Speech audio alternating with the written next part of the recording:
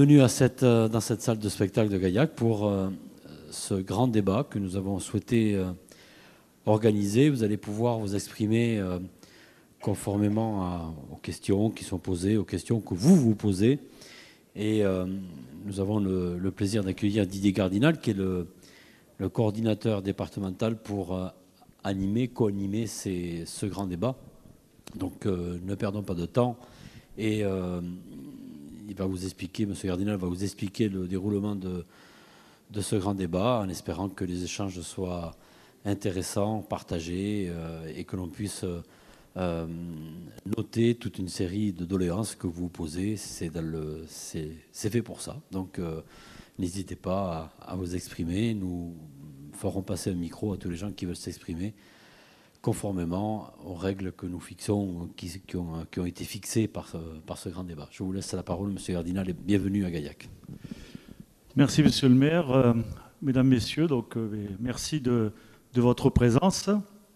Donc, pour ceux qui ne me connaissent pas, donc Didier Gardinal, j'ai été désigné par le préfet comme référent pour le Tarn pour le grand débat. J'ai été élu d'une petite commune à Florentin, également élu à Albi, président de la Chambre de commerce du Tarn et président de la CCI Midi-Pyrénées. Je suis actuellement au Conseil économique et social à Paris, où je suis également dans la commission nationale du grand débat.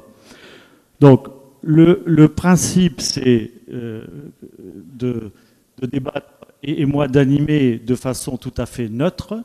Je ne suis pas un représentant de l'État, je ne suis pas un représentant du préfet, je ne suis pas adhérent à La République En Marche, je tiens à le préciser, et donc je suis tout à fait neutre dans cette opération. Le grand débat comporte 4 thèmes que nous allons traiter. Le premier thème, c'est la fiscalité et les dépenses publiques. Le deuxième, l'organisation de l'État et des services publics. Le troisième, la transition écologique. Et le quatrième, la démocratie et citoyenneté. Donc, nous allons traiter les 4 thèmes. On va se donner 30 minutes par thème, une réunion qui va durer donc 2 heures. Pour que le maximum de personnes s'expriment, donc le principe, c'est que je vais passer la parole à toutes les personnes qui vont le demander. On va essayer de vous exprimer en 2 minutes à peu près, effectivement, pour que le maximum de personnes puissent s'exprimer. Je ne repasserai la parole à quelqu'un qu'à condition que plus personne ne souhaite s'exprimer sur le même thème et à condition que nous tenions les délais. On en a fait, j'en suis à quelques réunions. En général, on a quand même assez le temps de traiter. Un compte-rendu sera fait de cette réunion. Le compte-rendu sera envoyé à la préfecture. Je le récupérerai également. Et moi, je ferai une synthèse que je viendrai insérer dans le rapport que je ferai à Monsieur le préfet. Je vais vous lire la charte qui va permettre la tenue de cette réunion. Alors, une charte pour le comportement de l'animateur, c'est moi, et des personnes qui s'expriment dans la salle, et je demanderai à quelqu'un de la lire. Alors, pour l'animateur, il doit adopter une posture de neutralité vis-à-vis des participants, ne pas prendre part au débat. Je ne suis pas là pour débattre avec vous, mais simplement pour vous passer la parole, pour que vous puissiez vous exprimer. Bon, veillez à ce que chacun puisse s'exprimer, faire respecter la charte et restituer le débat de manière fidèle aux échanges. Je vais demander, je ne sais pas qui veut lire la partie concernant le... Monsieur ? Concernant les participants, c'est cette partie-là. Alors, en tant que participant, j'atteste de ma pleine et entière adhésion aux valeurs républicaines et aux règles du débat démocratique. Je m'engage à respecter les autres participants et leurs opinions, même si elles sont différentes des miennes, contribuer au grand débat avec des propositions et des arguments, n'exprimer, diffuser ou partager aucun contenu offensant ou contraire à la loi, ne diffuser aucune information volontairement erronée, tronquée ou hors sujet, ne diffuser aucun message à vocation publicitaire, promotionnelle, pornographique ou commerciale, éviter tout prosélytisme, ne pas porter atteinte à autrui, c'est-à-dire attaquer une personne ou un groupe de personnes en raison de leurs caractéristiques propres, ne tenir aucun propos injurieux, grossier, diffamatoire, irrespectueux, agressif, violent, raciste, xénophobe, homophobe, sexiste ou faisant l'apologie des crimes de guerre, ne pas renvoyer vers des sites, médias ou supports dont la teneur ne respecterait pas la présente charte. Merci.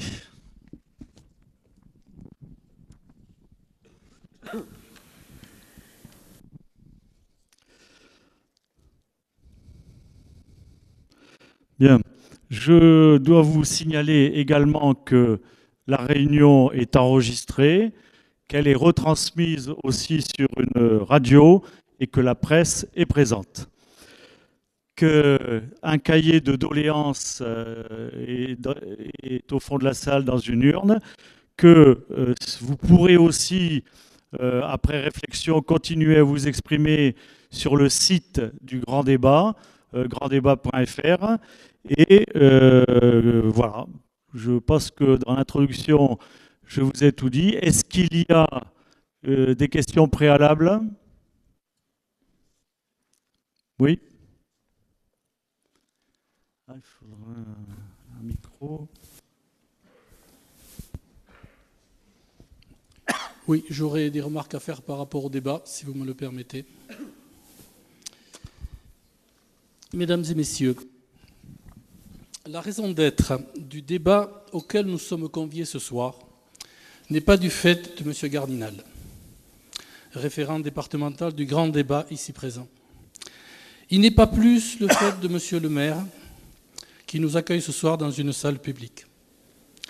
La raison d'être de ce débat n'est pas non plus le fait de M. le Président de la République, ni de ses ministres qu'il a nommés pour le piloter. Mesdames, Messieurs, la raison d'être de ce débat ici, nous le devons à celles et à ceux que vous n'avez même pas cité l'introduction de Gardinal, à ceux dont la présence par milliers sur les ronds-points depuis plus de 13 semaines a déclenché la plus grande crise sociale depuis 1968. À ces milliers de citoyens modestes qui défilent chaque samedi dans les rues de nos villes. À ces Français sans voix qui se mobilisent pacifiquement, sans relâche, depuis 2 mois maintenant. Mesdames, Messieurs, il faut nommer ici les Gilets jaunes. Ce débat, nous le devons aux Gilets jaunes, M. Gardinal, et à personne d'autre. Sans eux, excusez-moi, je termine. Sans eux, et sans leur détermination sans faille, sans leurs revendications légitimes, nous ne serions pas là ce soir. Les Gilets jaunes exigent plus de justice sociale pour tous, une véritable redistribution des richesses de notre pays. Un pays qui est le nôtre, où 70% de la richesse, 70% des niches fiscales profitent aux 10% les plus riches, avec un coût énorme pour le budget de l'État. Référence, M. Carbonnier, économiste à l'université de Cergy-Pontoise. Un pays où on brade à vil prix l'aéroport public de Toulouse-Blagnac pour le plus grand bénéfice d'actionnaires chinois. Un pays où on peut privatiser plus de 150 barrages hydroélectriques construits par nos aïeux au mépris de notre indépendance pour les énergies renouvelables. Un pays où on continue de privatiser les biens publics comme l'eau, le rail, pour une minorité de possédants. Un pays où l'éducation et la santé sont sacrifiées sur l'autel de l'entreprise, autel AUTEL, je précise, au détriment de l'avenir des générations futures. Un pays encore où les valeurs de fraternité, de tolérance et de liberté d'expression sont en danger. Un pays enfin où les inégalités minent dangereusement le lien social et l'avenir de notre planète. Me permettez-vous de parler 2 petites minutes de plus et j'ai terminé. Je vous remercie, Monsieur Gardinal. Je termine. Excusez-moi.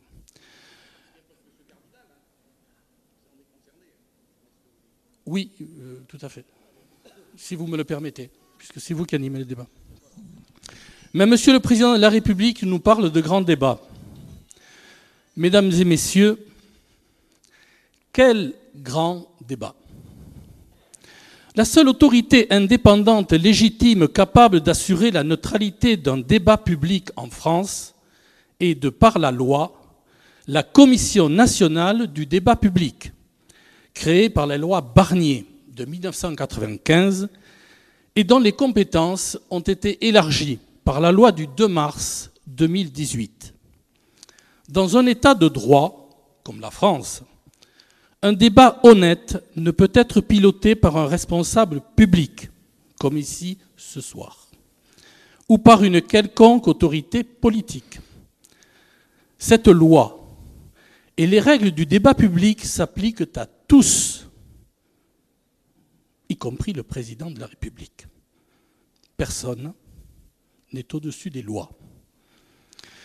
Mais le président de la République a habilement écarté cette commission du débat public afin de piloter lui-même l'opération. Il exclut, entre autres, la possibilité de rendre le système fiscal plus redistributif en augmentant les impôts les plus riches pour améliorer les services publics et assurer plus de justice sociale. Pourquoi ? À l'échelle nationale comme à l'échelle locale, on m'a coupé le micro. C'est bon ? J'ai presque fini. Petite minute. À l'échelle nationale, comme à l'échelle locale, c'est le fait du prince qui prévaut. Monsieur Gardinal, permettez-moi de rappeler. Vous êtes assureur de métier. Vous êtes ancien président de la Chambre de commerce et d'industrie de Midi-Pyrénées. Si je... Vous êtes membre du conseil d'administration et actionnaire du groupe des mutuelles d'assurance privées Covea et MMA, sauf erreur de ma part. C'est une erreur de votre part, oui. Je m'en excuse. Vous l'avez été. Je n'ai jamais été actionnaire. Alors, vous n'êtes pas actionnaire, écoutez, mais vous êtes membre du... Non. Je termine. Écoutez, on n'est pas là pour faire un débat avec moi. Je termine. Là, vous arrivez dans des attaques personnelles. Pas du tout. Donc, ce n'est pas du tout l'objet ce soir. Donc, je vous demande de conclure, s'il vous plaît. Je vous demande de conclure rapidement pour qu'on puisse attaquer le débat. Parce qu'il y a un certain nombre de personnes dans cette salle qui sont venues pour débattre. S'il vous plaît. Je ne fais pas. Je vous laisse terminer. Le micro était coupé. Bon. Comment vous, monsieur Gardinal,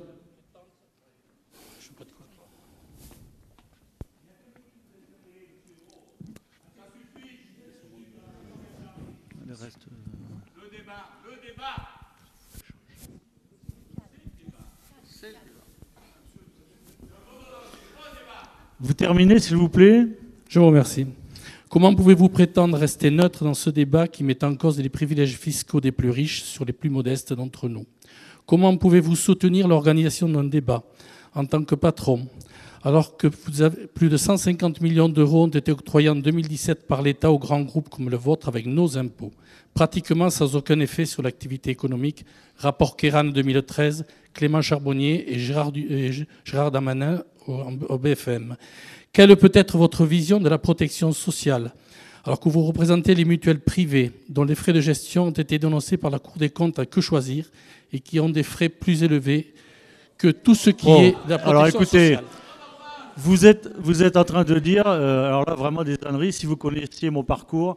Donc, je vous demande vraiment de conclure maintenant, parce que ça fait 10 minutes que vous monopolisez la parole. Donc, je vous demande de conclure, s'il vous plaît. Très bien.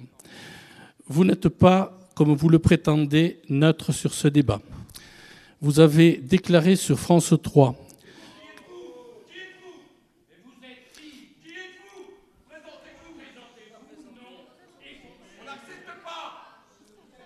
Je crois qu'on parlait de respect. Je me présente, il n'y a pas de problème. Bon, écoutez, voilà, peut-être avec un ton un peu plus... S'il vous plaît, alors vous non concluez, oui. Vous concluez tout de suite, y compris sur moi, vous pouvez dire ce que vous voulez. Alors vous concluez et on attaque le débat dans 1 minute. Je disais donc, Monsieur Gardinal, vous êtes aujourd'hui ici en représentant des élites locales. Et vous n'êtes absolument pas représentant de la réalité sociale de cette ville et de ce pays. Vous représentez la concentration sociale des élites politiques et vous êtes dans cette situation incapable d'être neutre sur un débat comme celui-ci. À votre place, c'est la démission que nous demanderions et nous exigeons à ce que ce soit un collège d'universitaires indépendant et compétent qui mène le débat. Allez. Voilà, c'est votre conception de la démocratie, là. Hein? Taisez-vous, c'est tout ce que vous avez trouvé à dire, monsieur. Vous avez pu... Je vous remercie de votre attention. Vous avez pu largement vous exprimer. Bien.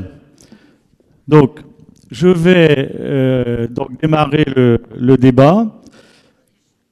Le premier thème qu'on va aborder, c'est la fiscalité et les dépenses publiques. Oui, au revoir à tous et merci de votre participation. Donc, on va démarrer sur la fiscalité et les dépenses publiques. Je vais prendre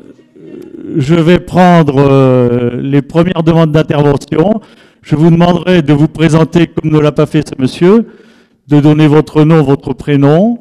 Donc là, pour l'instant, je vais prendre les premières demandes d'intervention sur le premier débat, donc fiscalité et dépenses publiques.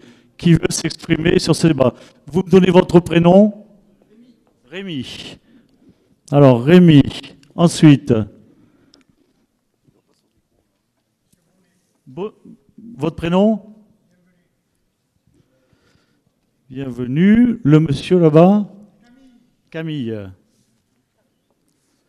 Allez, 2 autres. Madame?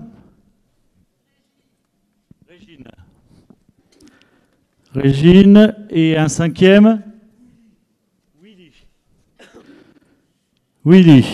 Alors, Rémi. Si on peut porter un micro à Rémi. Donc, votre doléance, votre intervention, et dans le créneau, s'il vous plaît, de 2 minutes. C'est parti. Alors, depuis 40 ans, les inégalités augmentent en France et dans le monde. Et je pense que la principale inégalité, c'est entre ceux qui travaillent et ceux qui ne travaillent pas. Je crois que c'est là un des fondements de la fracture sociale. Alors, moi j'ai un regret d'abord, c'est que les emplois aidés ont été largement supprimés. Et moi je pense qu'il faudrait les remettre en place et les développer. Alors peut-être que ça coûte un pognon de dingue, mais au moins ça crée des emplois. Et je pense que les emplois du type Uber sont également des emplois aidés, parce qu'en fait, quelqu'un qui va faire des livraisons pour Uber ou qui fait le chauffeur pour Uber, quand il est malade, ben c'est la collectivité qui le prend en charge. Donc c'est une autre forme d'emploi aidé. Et les emplois aidés, ils servaient beaucoup aux collectivités, aux associations. Et je trouve fort dommage qu'ils aient été supprimés. Donc ma proposition, c'est de les remettre en place, les développer. Et j'ai une suggestion pour leur financement, c'est d'augmenter la TVA sur les produits de luxe. Je pense que ça nuirait pas du tout à l'économie et que ce serait une source de financement qui serait quasi indolore, puisque la TVA, c'est un impôt qui est assez indolore, en fait. Voilà ma proposition et ma suggestion. Donc ça rejoint le thème de la fiscalité, puisque le financement, ce serait sur la TVA. Très bien, merci. Alors, bienvenue.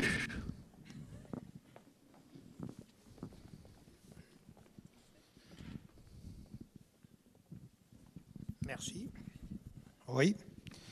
Alors, j'ai une liste que j'ai marquée pour ne pas oublier. Alors, liste de solutions qui me paraissent nécessaires pour améliorer la vie des gens avec de petits revenus et qui permettraient de récupérer des milliards si nécessaire à cette amélioration. Déjà, que le couple Macron prenne exemple sur Madame Merkel et vive dans un logement dont ils paieraient le loyer et les taxes.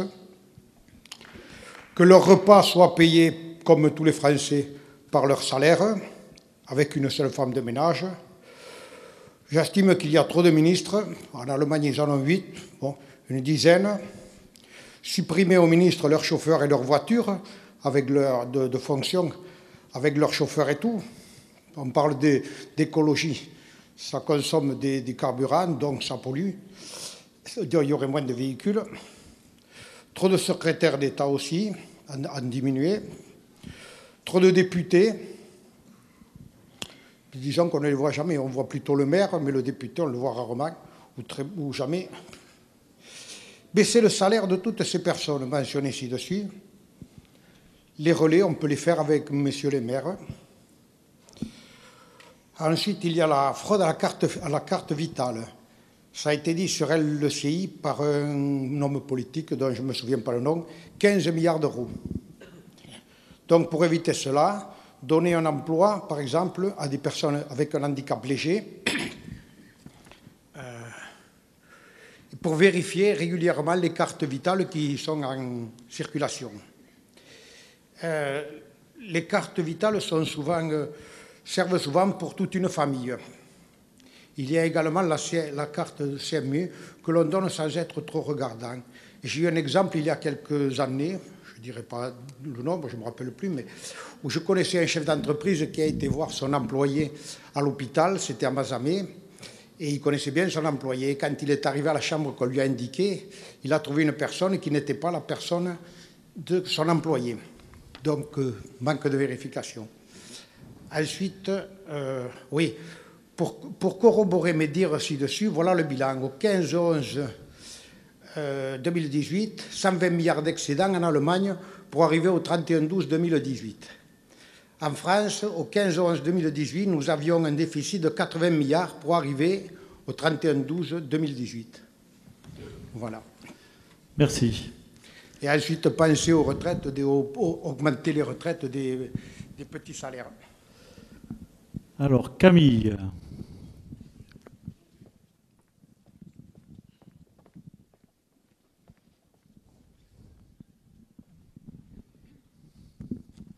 Bonsoir, merci de me donner la parole. Donc la thèse que j'aimerais bien défendre ce soir, si vous me laissez faire, c'est qu'en fait, du coup, en termes de fiscalité, en fait, le pouvoir actuel, en fait, est au service des multinationales et des grands groupes et des évadés fiscaux notoires, et que, en fait, son arme pour exercer ce pouvoir, c'est la répression. Voilà. Donc, à l'heure actuelle, durant le mouvement social actuel, il y a eu 183 personnes qui ont eu des blessures à la tête, 11 blessures à la main, 11 blessures au dos, 35 blessures aux membres supérieurs, 48 blessures aux membres inférieurs, 3 blessures aux parties génitales, 55 autres blessures, 64 intimidations, insultes, entraves à la liberté de la presse exercées par les forces de l'ordre. Donc, il y a eu quand même 19 personnes éborgnées et 4 mains arrachées, dont la semaine dernière à Paris, samedi dernier, une personne a eu la main arrachée. Du coup, parmi ces victimes, il y avait 308 manifestants, 37 mineurs et lycéens, lycéennes, 12 passants, passantes, 44 journalistes et 9 médics. Et pour que ça soit un peu plus concret, en fait, je vais vous dire un peu les personnes qui ont été blessées. Donc, il vous reste 50 secondes. 49 ans, chauffeur routier à Lons, éborgné à Paris le 8 décembre 2018. Là, écoutez, je suis désolé. Laissez-moi terminer, s'il vous plaît. Non, je suis désolé. Il y a Jérôme Ny, 40 ans, habitant à Chartres, éborgné par un tir de flashball aux Champs-Élysées le 24 novembre 2018. Merci Ayant de passer 59 le micro ans, à Régine, technicien supérieur en production, a eu sa main droite arrachée par une grenade Merci de passer le micro à Régine, s'il vous plaît. Gabriel, 20 ans, technicien en chaudronnerie BTS, conception, réalisation, plan S'il vous plaît. David, 31 ans. S'il vous plaît. Mutilé au visage par un tir de LBD 40. Je vais... Non mais attendez, si vous continuez... 40 ans, Compiègne, blessé Si vous le 24 continuez, je vais être obligé novembre d'appeler les forces de l'ordre. rue Désolé, Marie-Jean à mais... Paris lors de la manifestation des Gilets jaunes. Émeric, 22 ans, habitant en Ardèche, blessé près des Champs-Élysées le 8 décembre 2018. Tir de LBD 40 visant la communauté dans la tête. Steve, 23 ans, habitant de l'Arsène. Bon, allez, Régine. Régine, je vais vous demander de parler un peu plus fort, s'il vous plaît. Pour couvrir, voilà, oui. Ça, c'est... Écoutez, si vous ne voulez pas respecter la charte de ce débat, je vous demande de... Moi, je voulais d'abord répondre à monsieur le gilet jaune qui a parlé en premier pour dire que je suis d'accord avec tout ce qu'il a dit au début, mais que là où il se trompe, je pense, les gilets jaunes, c'est que on n'obtiendra jamais tout ça sans passer par de la politique et les organismes, comme on dit, intermédiaires, type syndicats, associations et tout ça. Il va bien falloir y revenir, mais effectivement, il faut aller voter et voter pour les bons partis politiques. Alors moi, j'avais juste une idée sur la fiscalité. J'ai été regarder quelques chiffres et j'ai vu que en 1983, dans le barème fiscal, il y avait 14 tranches fiscales qui allaient de taux de 0 à 65%. Et ces 14 tranches, ça permettait d'étaler l'impôt sur le revenu d'une manière beaucoup plus progressive qu'aujourd'hui, où il n'y a plus que 6 tranches, si je ne m'abuse, qui vont de 0 à 45%. Moi, ce que je demande, si c'est faisable, c'est de revenir à beaucoup plus de tranches fiscales. Et on peut remettre l'ISF, ça ne me gênerait pas. Alors, pour terminer la première partie des 5, c'est Willy, pardon. Willy, je cherchais le... Il est là. Première. Merci, Willy Furter. Je suis un retraité et les retraités ne sont pas contents. Alors, en faisant le point, j'ai remarqué qu'il y avait 36 caisses de retraite, sans compter les caisses de retraite complémentaires. Ces 36 caisses de retraite emploient 133 990 employés, dont 96 000 simples employés et 37 404 cadres. Alors, j'estime que tous les mois, l'argent des travailleurs va déjà à tous ces personnels-là, paye les locaux, paye les transports, etc., et le train de vie de tous ces organismes. Avec actuellement le modernisme, une seule caisse suffirait, avec 1000 personnes, et puis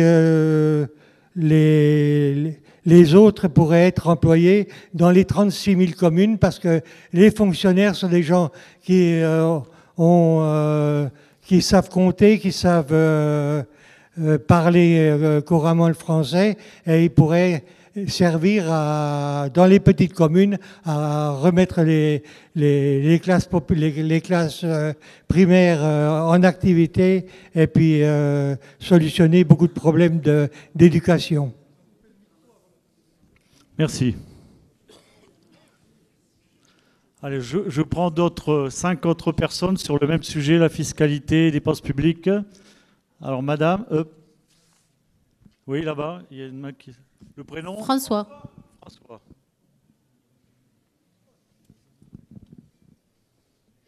Là-bas, monsieur Jacques.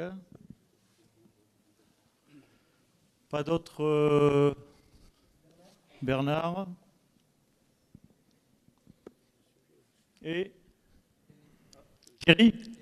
Eric. Allez, un cinquième. Serge. Alors, François.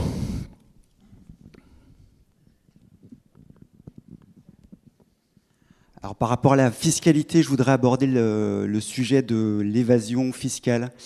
Et il y a des pays comme les États-Unis qui ont des lois très strictes dessus. Il y en a une qui s'appelle le FATCA, et ils imposent donc à tout États-Uniens de payer leur impôt, qu'ils soient domiciliés partout sur la planète. Donc il faudrait aussi pouvoir mettre une loi comme telle en France pour qu'il y ait moins, voire pas du tout d'évasion fiscale, en plus des niches qu'il faudrait réduire. Voilà, il n'y a pas de niche pour les petites gens qui payent un petit peu d'impôts, donc je ne suis pas trop pour qu'il y ait autant de niches, et en tout cas mettre une loi sur cette évasion fiscale.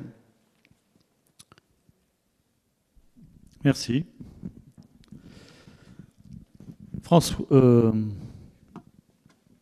Jacques, pardon. Par là. Moi, je voudrais dire que les impôts et les taxes sont absolument nécessaires à la vie de la nation. Donc, le premier point, c'est qu'il faut que les dépenses de l'État soient le mieux gérées possible et donc éviter toutes les gabegies. Et à partir de là, il faut envisager une réforme fiscale complète. Hollande l'avait promis, son plus gros défaut, c'est de ne pas l'avoir faite. Donc, il faut remettre tout à plat de façon à ce qu'on réussisse à avoir un équilibre entre les revenus, les prélèvements, les salaires, etc. Réforme complète.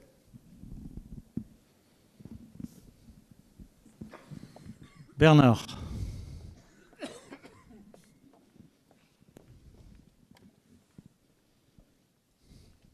Merci. Bonjour, bonsoir. Nous avons un système de protection sociale extrêmement efficace et qui en même temps nous coûte très cher. Je pense que plus de la moitié du PIB est afféré à ce problème. Il est efficace, mais il est très très complexe. Et les personnes les plus en difficulté, malgré les associations sociales, les associations caritatives, ont du mal, et même les AS, les associations sociales, ont du mal à s'y retrouver dans ce magma de lois, de contre-lois, etc., etc. Donc ce que je propose, c'est qu'il y ait une simplification du système, non pas de diminuer ou d'augmenter les chiffres, les sommes, mais dans un premier temps, de simplifier avec, pourquoi pas, un guichet unique qui engloberait l'ensemble des prestations sociales. Très bien, merci. Éric. Bonjour à tous. Alors, une question peut-être, je dirais, d'ordre un peu plus général, c'est-à-dire qu'à un moment, par rapport aux impôts et à la fiscalité et aux dépenses publiques en général, c'est vrai qu'on a un énorme problème par rapport à tout un monde invisible, donc en fait, sur tout ce qui est la détresse dans les rues, la détresse sociale des retraites, parfois des gens qui ont du mal à se payer, enfin, à avoir des retraites décentes. C'est-à-dire qu'à un moment, l'éducation aussi, donc on commence déjà par aborder une réforme en fait, en disant qu'on va supprimer 1800 postes, c'est quand même l'avenir. Il y a des choses qui sont quand même assez dramatiques, c'est-à-dire que, en fait, sous réserve d'équilibrer les comptes ou ce genre de choses, en fait, à un moment, on supprime des choses humainement qui sont vraiment insupportables. Dans les maisons de retraite, il y a des aides-soignantes, des choses comme ça, des gens, voilà, des parents qui peuvent pas, enfin, qui vont rendre visite donc à leurs parents et qui sont dans des conditions inhumaines avec des couches qui sont restreintes, des choses comme ça. Donc à un moment, sous réserve d'économie, de choses comme ça, jusqu'où peut-on aller? Voilà, c'est des questions. Donc c'est vrai que je suis conscient qu'il y a des équilibres à avoir, mais je pense qu'à un moment, il faudrait vraiment faire une chose pour mettre à plat, un peu comme on disait, c'est-à-dire vraiment avoir une vraie réforme à tous les niveaux, au niveau des impôts, en investissant chacun, et à la responsabilité de chacun au niveau citoyen, pour qu'on ait un monde plus juste, plus humain. Voilà. Parce que l'éducation, par exemple, en ce moment, c'est vrai qu'il y a des choses qui se mettent en place, les réformes n'est pas prêtes et tout ça, on supprime des postes et on ne sait pas du tout où on va, par exemple. Et c'est indispensable pour l'avenir. Merci. Alors, Serge, il était par là, non ?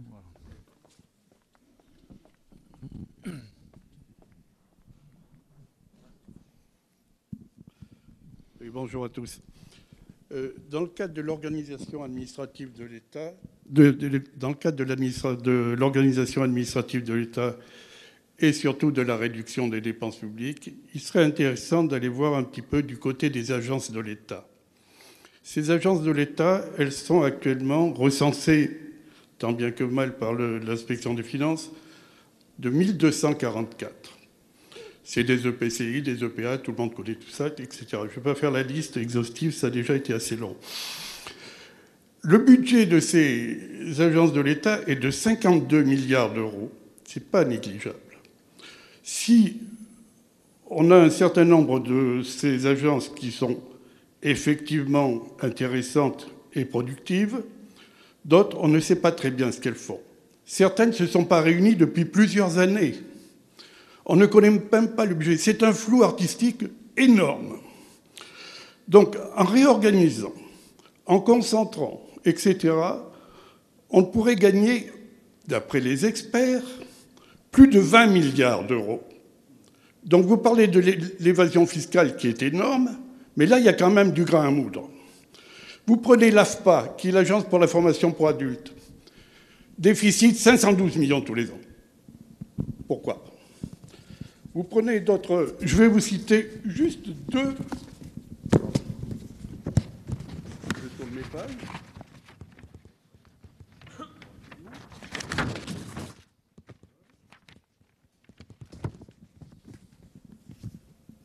Deux agences que tout le monde connaît bien. Le Conseil des ventes volontaires de meubles aux enchères publiques. Si quelqu'un peut m'expliquer ce qu'ils font, ça sera très gentil. L'Agence de développement de la culture kanak. C'est très bien. J'en passe et des meilleurs. Donc là, il y a vraiment de quoi réduire la dépense publique de 20 milliards, ce qui n'est pas négligeable. Merci.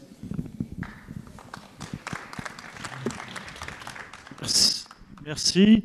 Il nous reste 10 minutes sur ce sujet. Est-ce qu'il y a des demandes de prise de parole ? Alors, là, monsieur, votre prénom c'est, s'il vous plaît ? Jean-Michel. Il y avait une autre demande là-bas. Alors, si personne, on va épuiser les demandes de parole et je reviendrai à vous si on a le temps. Monsieur Bruno. Une autre demande ? Donc après, alors on redémarre par Jean-Michel. Merci. La Chambre régionale des comptes, la Cour des comptes, fait des observations. Nous en avons souvent connaissance. Elles sont obligatoirement présentées devant les assemblées territoriales, mais nous n'avons pas la certitude que les pouvoirs publics en tiennent compte. Donc voilà, j'aimerais assez que les observations de la Chambre régionale des comptes, quand elles sont bien fondées, on ait l'assurance qu'elles soient suivies d'effet. Merci. Bruno.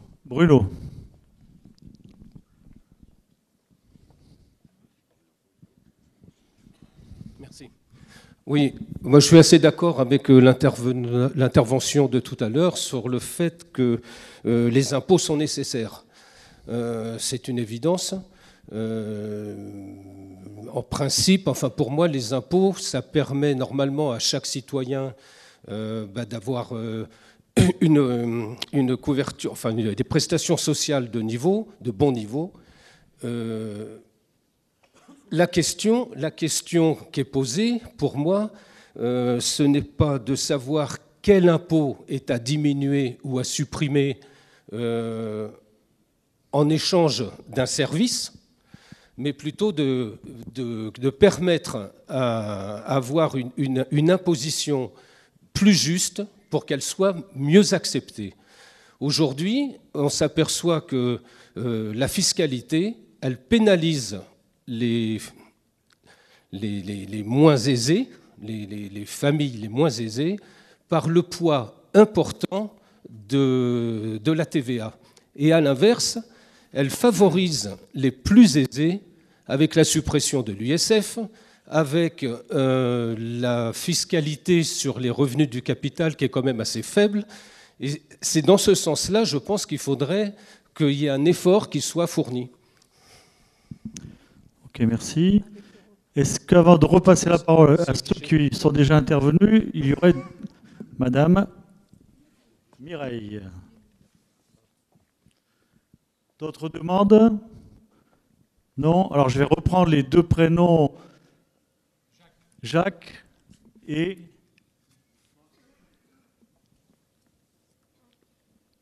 François. C'est ça? C'est bien ça, pardon. Vous êtes un peu loin, désolé. Allez, Mireille. Merci. Bonsoir. Concernant l'impôt, on sait que 45% des Français ne paient pas l'impôt sur le revenu. Il serait bon, et je pense que ça peut être en lien avec la citoyenneté, que chaque Français paie un impôt, même minime, mais voilà, se sentent concernés par le fonctionnement de la nation. Voilà. Jacques, pour compléter.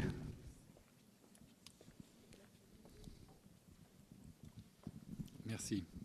Donc, pour compléter cette réforme complète de la fiscalité, il faudrait d'abord supprimer les niches fiscales, ou tout au moins les réduire de façon considérable.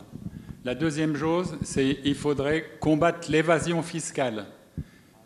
Ne plus, enfin non peut-être pas tolérer, mais quand même essayer de revoir qu'est-ce que ça veut dire optimisation fiscale. Est-ce que c'est normal d'avoir comme concept optimisation fiscale? Après ça, il y a tous les gens qui quittent le pays pour ne plus payer d'impôts. À partir du moment où ces gens-là, ils ont gagné leur argent dans le pays, il n'y a pas à tergiverser avec ça. Il faut absolument percevoir l'impôt auprès de ces gens-là. Et j'ai été très étonné d'entendre Macron quand il a été devant les lycéens. Je n'avais pas entendu la question des lycéens, mais j'ai entendu sa réponse. Et la réponse était par rapport au problème des États-Unis. Les États-Unis perçoivent leur impôt sur tous les Américains, quel que soit l'endroit où ils sont. Et le président de la République a répondu qu'en France, ce n'était pas possible parce qu'on avait, alors là je n'ai pas très bien compris, qu'on avait des conventions et que par conséquent, ce n'était pas possible pour nous. Alors est-ce que c'est des conventions européennes? Je n'en sais rien. En tout cas, il y a une chose qui est sûre, c'est que l'Europe, par exemple, il y a des pays qui ont des fiscalités qui sont totalement différentes des nôtres, qui sont plus avantageuses pour les GAFA, par exemple. Donc, à un moment donné, il faut prendre le courage à deux mains, et si on a des accords, eh bien, il faut les renégocier, ces accords-là, pour pouvoir rendre possible des choses qui maintenant deviennent, j'allais dire, indispensables. Et pour ajouter une autre petite chose par rapport aux dépenses de l'État, il est bien évident que l'État, par exemple, subventionne, je veux dire subventionne, c'est peut-être pas le mot qui convient, mais par exemple aide les entreprises à travers le CICE, 50 milliards, est-ce que c'est bien normal? Est-ce que c'est normal que l'État soit obligé de subventionner des APL? Est-ce que normalement ce n'est pas le salaire qui devrait être suffisant pour que les gens n'aient pas besoin justement d'avoir des APL? En fait, finalement, pourquoi il y a ces APL? Eh bien, ces APL, c'est parce que les salaires sont trop bas. Et pourquoi les salaires sont trop bas? C'est une façon déguisée à nouveau de subventionner les entreprises au titre, on le sait très bien, de problèmes de concurrence internationale, de choses comme ça. Mais je pense qu'il faut remettre tout à plat parce que c'est un système qui est trop compliqué et qui marche un peu sur la tête. Ok, merci. Alors, la dernière intervention sur ce thème... François. Merci. Alors, j'étais tout à fait d'accord avec le monsieur. Il y a certainement une loi qui doit exister, ce que je disais tout à l'heure, pour l'évasion. Je reviens, il y a une dame qui parlait des impôts pour faire payer tout le monde. Évidemment, je ne suis pas tout à fait d'accord, mais plus de tranches, oui, ça permettrait de lisser un peu plus. Il ne faut pas oublier que la plus grande recette, la plus grande manne de l'État, elle vient de la TVA, donc c'est la plus grande partie d'entre nous qui en payons. Donc on fait notre part, les pauvres, et même ceux qui ne payent pas d'impôt sur le revenu, ils donnent à travers la TVA. Je voulais parler d'idées qui sont rejetées à chaque fois. C'est la taxe Tobin, qui est une très bonne idée, de taxer les transactions financières et qui permettrait de enrichir l'État, voilà, et pouvoir financer les hôpitaux, les EHPAD, les écoles, etc. Je voulais parler aussi voilà, j'ai entendu dernièrement les fonctionnaires de Bercy, qui sont des fonctionnaires d'État et qui arrivent à exploser les tranches les plus hautes des cadres A, je ne sais pas comment on les appelle, avec des primes. Ils arrivent à des salaires plus élevés que nos gouvernants. Voilà, ça aussi, il faudrait plafonner les salaires, surtout des fonctionnaires. Les fonctionnaires d'État, je ne vois pas pourquoi ceux de Bercy, et de tout le monde, et de Carlos Ghosn, allons-y. Mais en tout cas, pour les fonctionnaires, je ne vois pas pourquoi certains seraient plafonnés. Voilà, comme les fonctionnaires de tous les grades, ils sont gelés. C'est gelé depuis je ne sais pas combien d'années. 10 ans, merci. Et voilà, les fonctionnaires de Bercy, avec le verrou de Bercy. Bref, les fonctionnaires de Bercy, ils arrivent avec leurs primes à quintupler leur salaire, je le dis à la louche. Voilà, merci. Merci. Bien, donc nous avons terminé sur la fiscalité des postes publics. Je voudrais dire aux personnes qui sont debout derrière que vous avez des sièges, vous pouvez en profiter pour vous asseoir si vous le souhaitez. Et on va démarrer tout de suite sur le deuxième thème. Le deuxième thème qui est l'organisation de l'État et des services publics. Donc, mais même procédure, je prends les premières questions. Organisation de l'État et des services publics. Allez, qui se lance? Il ne vous inspire pas ce thème-là? Ah, là-bas. Madame Patricia. Ensuite, Mireille.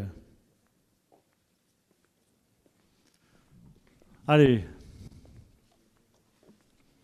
Non? Ça viendra après? Eh bien, alors je donne la parole à Patricia. Ah, pardon. Paul. Oui, alors je dirais pas tout sur ce que je pense, ni de l'organisation de l'État, ni des services publics. Je pense que tout va à volo, tout simplement. L'école, la santé, etc. Mais je voudrais quand même parler de quelque chose qui pourrait paraître anecdotique. C'est cette fameuse ANTS. Donc peut-être vous avez entendu parler si vous avez besoin de permis de conduire, de carte grise ou d'une carte nationale d'identité.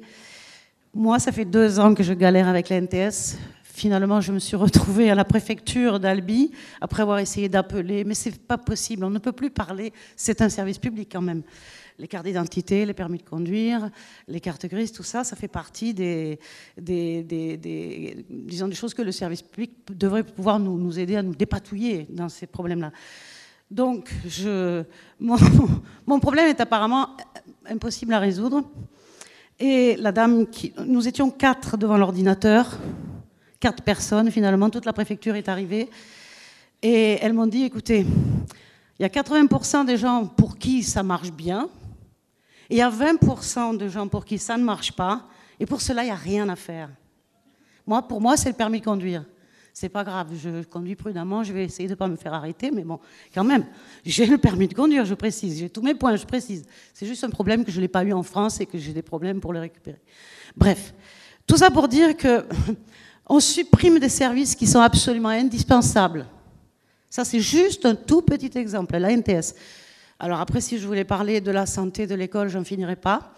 Mais je trouve qu'il y ait quelqu'un qui puisse répondre à un téléphone de temps en temps, une personne humaine à qui on puisse expliquer ses problèmes, plutôt qu'un ordinateur qui bug dès que quelque chose ne rentre pas dans les cases, c'est la moindre des choses qu'on puisse nous permettre, à nous, citoyens, de fonctionner correctement. C'est notre outil, ça nous appartient, et il faut absolument que ça fonctionne.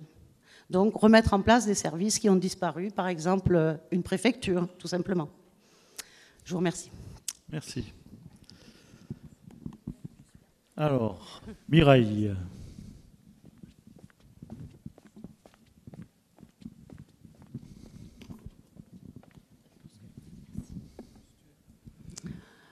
Alors moi, j'ai beaucoup d'interrogations sur le millefeuille administratif. On adore donc rajouter des strates. Alors, on a la commune, la communauté de communes qui était censée faciliter le travail, la commune, le département, la région, l'État. Voilà. Donc tout ça s'empile, on ne sait plus qui fait quoi. 36 000 communes en France, je crois. Est-ce qu'il y a utilité d'avoir, excusez-moi monsieur le maire, un maire à Gaillac, un maire à Reims, un maire à Lavore, un maire à la Bastide-Saint-Georges ou à Ambre? Voilà, stop, stop. Alors, il y a certainement des égos, des questions de pouvoir, mais voilà, on peut trouver une autre organisation, mais pas encore une nouvelle organisation. Voilà, c'est pas possible de garder des petites mairies où il y a 500 habitants. Enfin, avec les moyens que l'on a à l'heure actuelle, c'est plus possible. On peut trouver d'autres solutions. Après, on a vu, et le président de la République a fait aussi un retour en arrière. Il a beaucoup négligé les maires. Il s'est aperçu que combien ils étaient importants. Donc, bon, voilà. J'ai pas de solution, bien sûr, mais en tout cas, ça me paraît vital. Ça me paraît vraiment vital. On ne peut plus fonctionner comme on fonctionne. C'est impossible. Voilà. Merci. Même si je n'ai pas le droit de faire de commentaires, après toutes les réunions que j'ai déjà faites, vous n'êtes pas la seule à penser ce que vous venez de dire. Alors, Paul.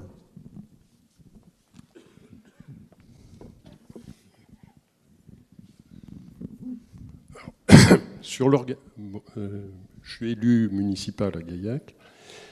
J'interviens à titre purement personnel. Absolument pas dans le cadre du groupe auquel je participe. J'ai appris, et j'ai peur que je vous fasse un petit peu de peine, Monsieur Gardinal, que vous faisiez partie du Conseil économique, social et environnemental.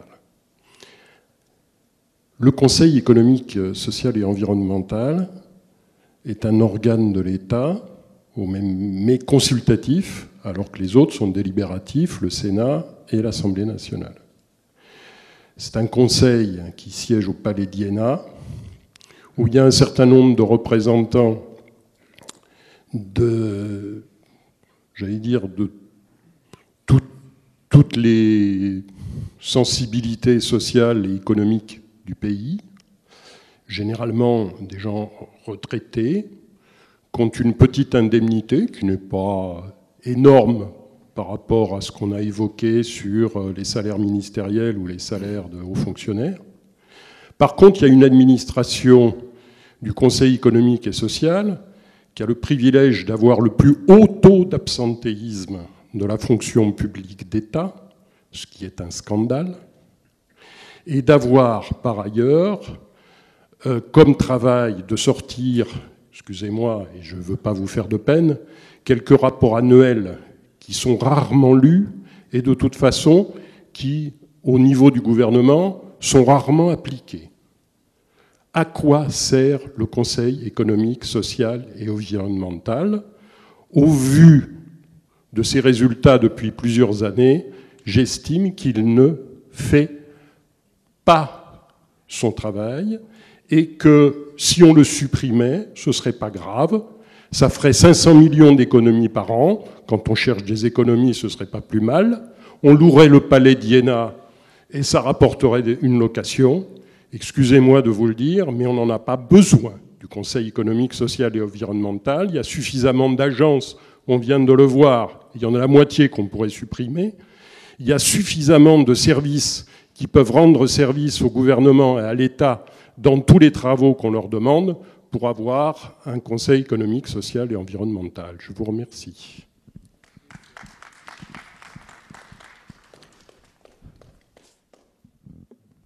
Je prends d'autres... Eberhard.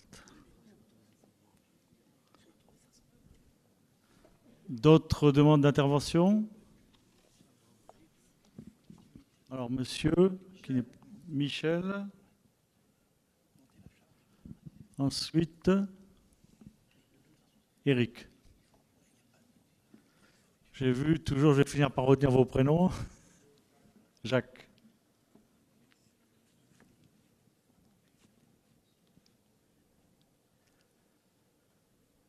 Il n'y a pas d'autres mains. Alors, Eberhard. Voilà.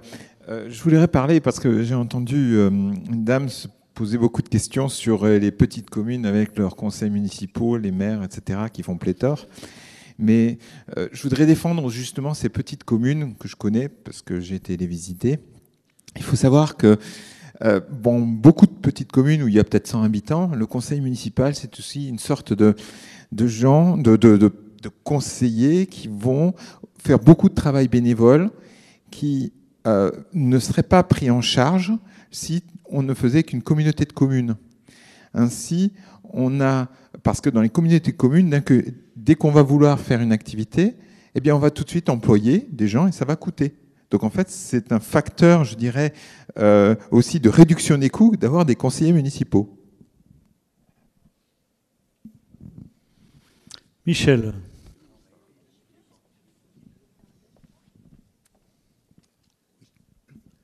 Merci. Oui, je vais rester sur le thème des petites communes. Je suis moi-même habitant d'une petite commune.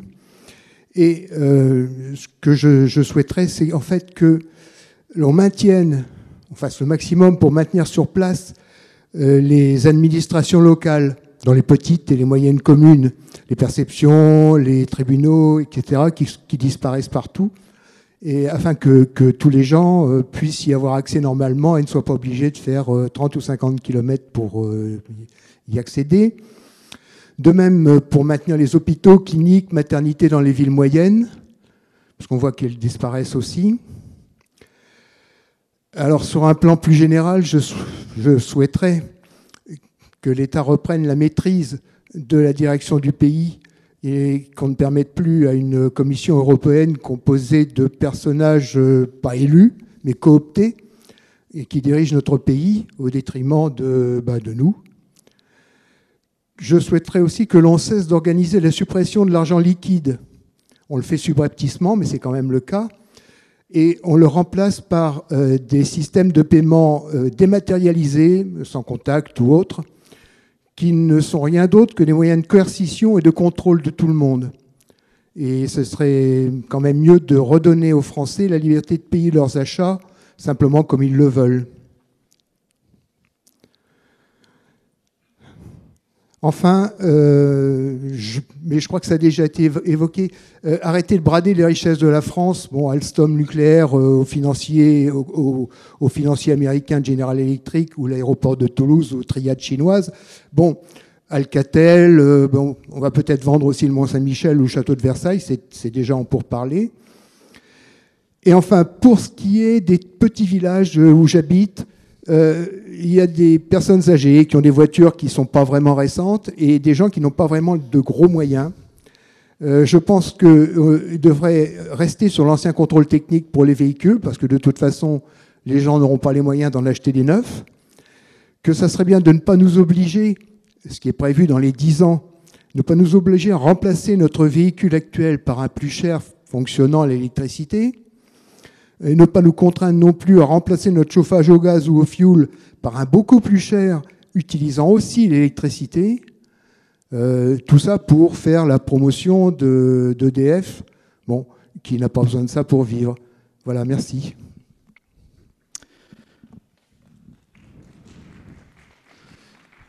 Jacques.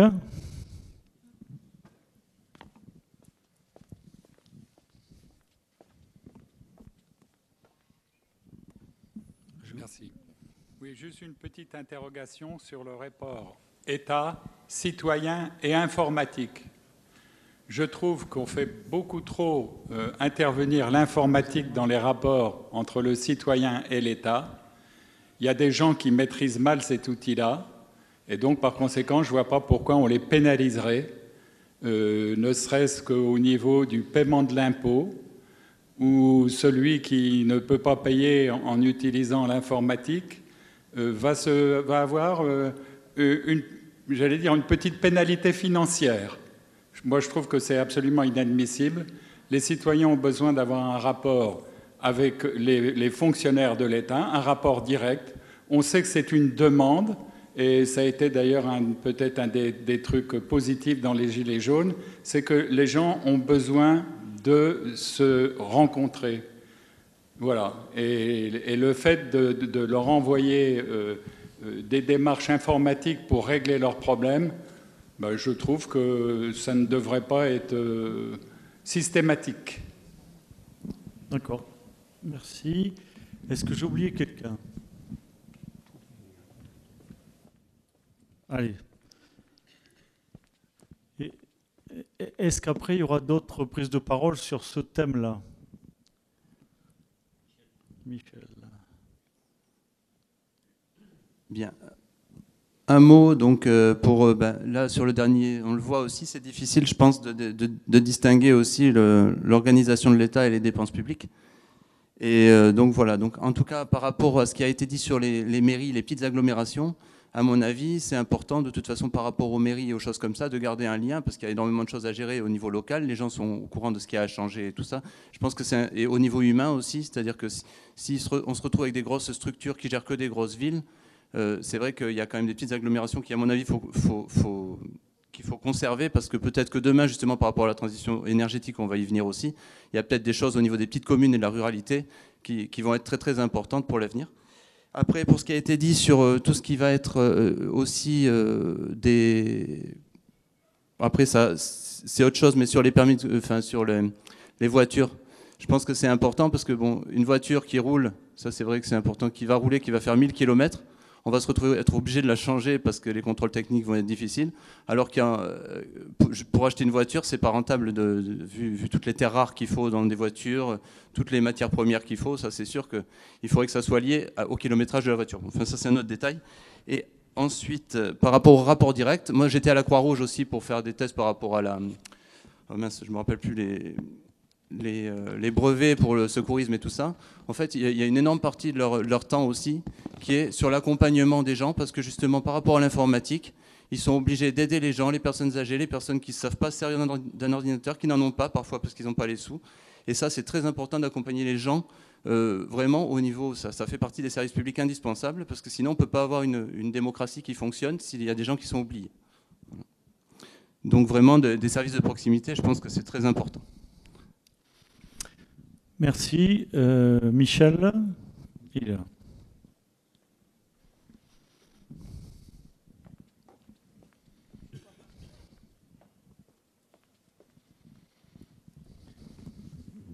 Oui, je suivrai la conversation sur des véhicules et je vais parler plutôt de la ruralité qui se sent abandonnée. Bon, notre secteur ici encore, ça peut aller, mais si on monte au-dessus d'Albi, vers Valderiès, Valence, où il n'y a plus rien, notamment à Valence-d'Albi, où vous avez plus de docteurs, plus de postes, plus rien.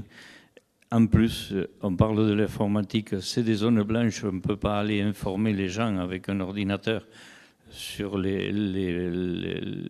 mutualité sociale, on ne peut pas sortir.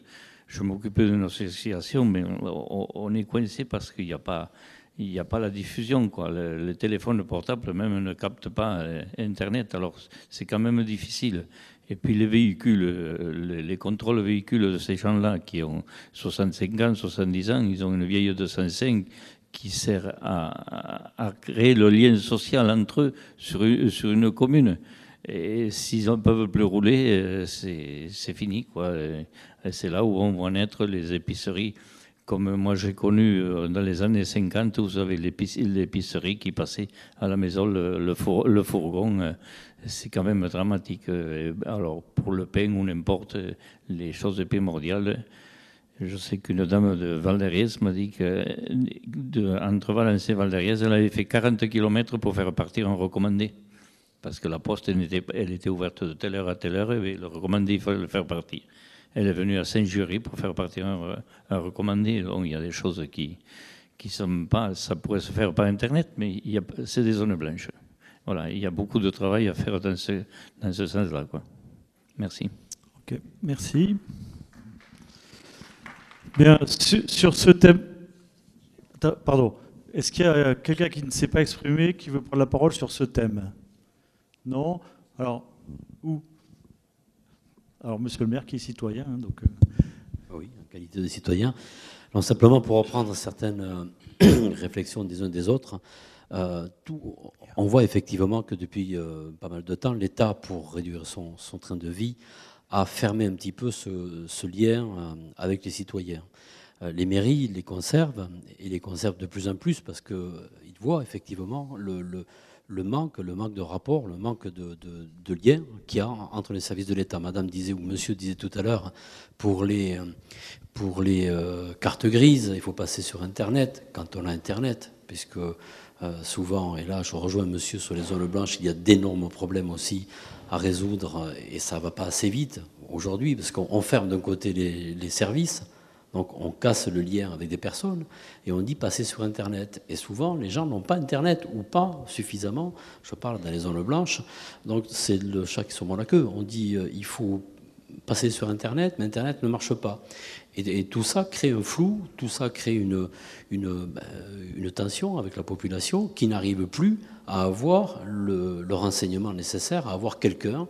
Et je pense que ce qui manque aujourd'hui, alors ce qu'on essaie, nous les mairies, toutes les mairies, c'est de le faire, d'avoir un bonjour, d'avoir, quand une personne va dans une mairie, d'avoir quelqu'un à qui dire bonjour. Je viens chercher un renseignement, je voudrais faire telle ou telle démarche ou tel papier. On arrive à le trouver sur le plan local, on arrive beaucoup moins à le trouver sur le plan déjà départemental. On le voit de plus en plus, et on le voit encore moins maintenant, ce lien avec ce rapport direct avec les services de l'État. Ça, à mon avis, c'est un danger. L'État se coupe de la population, l'État se coupe des citoyens, et ce rapport, il va manquer, et les mairies ne peuvent pas pallier à tout, elles ne peuvent pas répondre à toutes les questions. Et ça, c'est un point qu'il faudrait remettre des gens, remettre certains services, ou conforter, ou garder tout simplement certains services qui parfois ont tendance à fermer. Tout ça pour des réductions. Oui, il faut faire des réductions, mais il faut garder le lien, parce que sinon les gens ne savent plus vers qui se tourner. Pour revenir, et juste sur le thème, et très rapidement, sur le thème des zones blanches, c'est vrai qu'il y a un gros manquement aujourd'hui, les gens en ont assez, vraiment assez, d'avoir toutes les difficultés du monde, parfois à pouvoir télécharger des fichiers ou pouvoir envoyer des fichiers. Et c'est vrai que beaucoup de retards ont été pris. Des départements sont mieux lotis que d'autres, mais c'est vrai que nous, ici, sur notre zone, aujourd'hui, on a un réel manquement et un gros travail à faire dans les plus brefs délais, puisqu'on ne peut pas dire à la population « passez sur Internet » s'ils ne l'ont pas. Voilà. Merci. Donc on termine sur le thème avec Eberhard. J'y ai pensé juste après, parce qu'en fait j'ai fait une recherche sur la différence entre l'apprentissage en tant que formation, donc c'est un peu dans les institutions, si je ne me trompe pas aussi, disons la formation professionnelle, si on veut, la formation professionnelle. J'ai vu en France, par exemple, qu'il y a une séparation entre la formation professionnelle par alternance, ça c'est une institution, et la Chambre de commerce et d'industrie, qui est une autre institution. Et c'est en fait, moi j'ai vu séparer pour l'apprentissage. La CCI, monsieur peut-être connaît un peu, mais j'ai vu que la CCI travaillait sur un sujet, la formation professionnelle par alternance, c'est la partie scolaire. Et c'est l'État qui donne, en gros, le contenu. Et je compare avec l'Allemagne, tout simplement, où ce sont que les chambres de commerce et d'industrie ou les chambres des métiers qui sont les seules, en fait, à organiser, à suivre la formation, à donner les contenus, à faire les contrôles continus des écoliers. Et ça donne en fait une meilleure réaction aussi, et les formations, les contenus sont aussi beaucoup donnés par les entreprises. Donc il y a une interactivité plus importante pour cette formation professionnelle. Est-ce que j'aimerais bien qu'elle soit faite un peu plus pour la France, pour valoriser les apprentis? C'est pas dans le débat, mais je veux bien qu'on en parle à la fin de la réunion.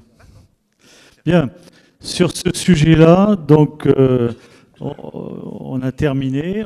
On va passer donc sur le troisième sujet, qui est la transition écologique. Alors, même système. Hein. Alors, vaste sujet également. Hein. Willy.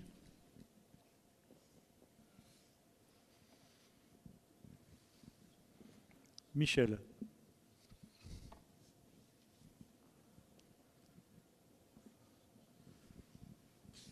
Allez, on démarre avec...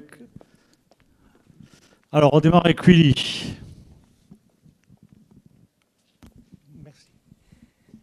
Bon, 60 milliards sont dépensés annuellement pour acheter du gaz, du charbon, du pétrole qu'on va brûler en faisant du CO2 pour pouvoir chauffer les appartements. Alors que le soleil nous fournit gratuitement à domicile des calories qu'on s'empresse de ventiler au lieu de récupérer. Alors bon, moi je trouve que c'est une grosse anomalie qui devrait être rapidement solutionnée. D'accord. Michel.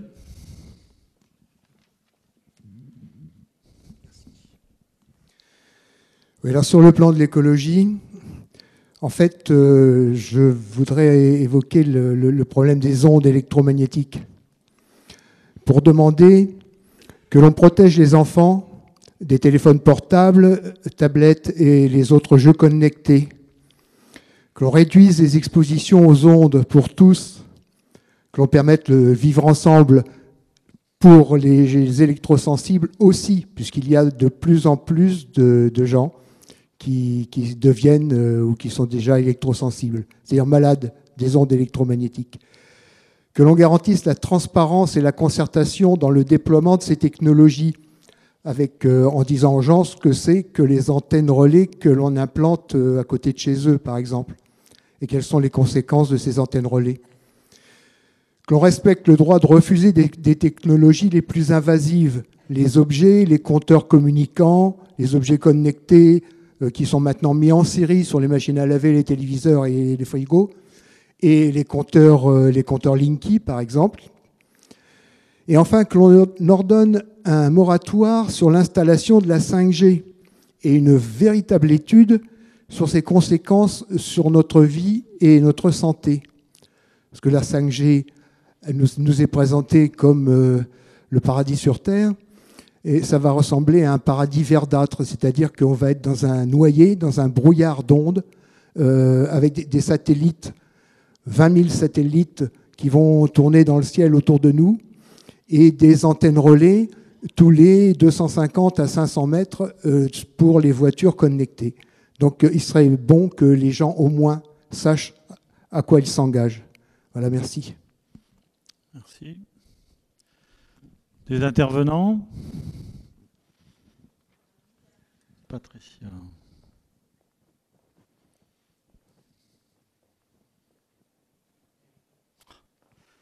Eric.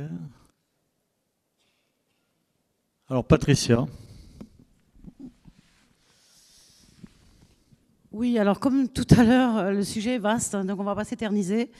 Mais moi, personnellement, je ne pourrais pas imaginer que je puisse partir d'une réunion telle que celle d'aujourd'hui sans avoir dit qu'on n'en fait pas assez sur l'écologie, que c'est la priorité des priorités et que ça doit être écrit en lettres capitales dans le rapport que vous allez nous sortir.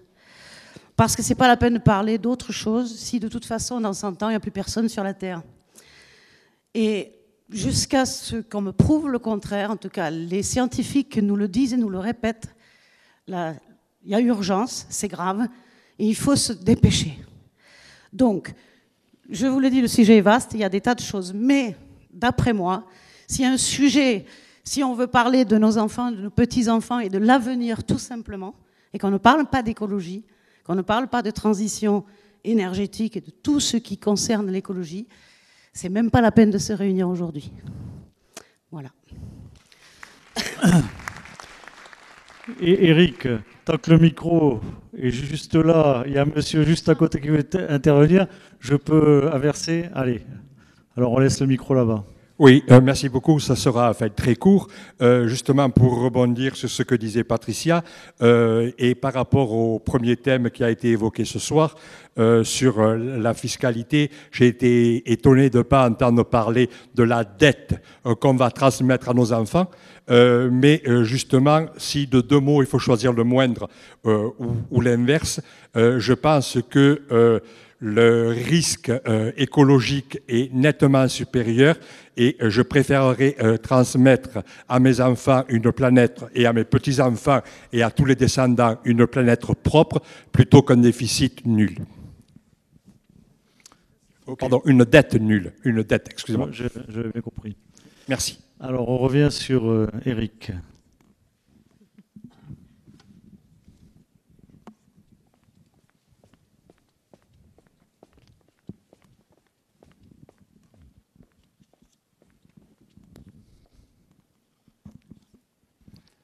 Oui, pas grand-chose de plus du coup, parce qu'en fait, c'est vrai que de toute façon, tout ce dont on parle au niveau de l'organisation de l'État, au niveau de tout ça, de toute façon, à mon avis, justement, si c'est pour plus être là à la fin du siècle, de toute façon, ça ne tient pas, donc ça ne sert à rien.